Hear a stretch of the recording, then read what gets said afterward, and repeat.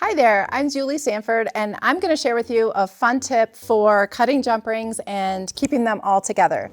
So when I'm making my own jump rings, I'll coil up the wire like this, and typically we would just start cutting away. But what I like to do is I like to wrap mine with a little bit of masking tape, and this is going to help you keep all of those jump rings together when they start getting cut apart, and it also helps keep things together so your coil doesn't flex, because if your coil starts flexing around and moving while you're cutting, that can be a problem.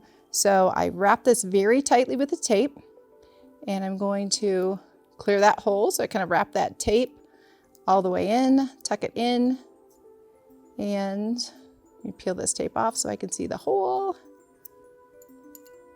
There we go.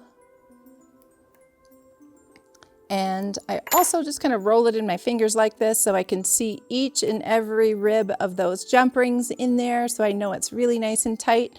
And then I'm going to feed this coil right onto my saw frame. So here we go.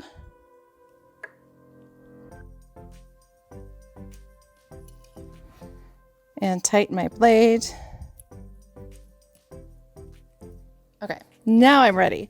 So I have my jump ring bundle all wrapped up, and I'm just going to push it into my bench pin like this, keeping my saw frame nice and even, staying in the channel that I originally cut, and I can just saw right through.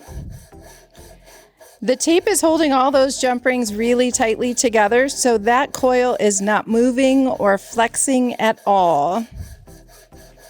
And once I start to get through to the other side, oops, keep them together.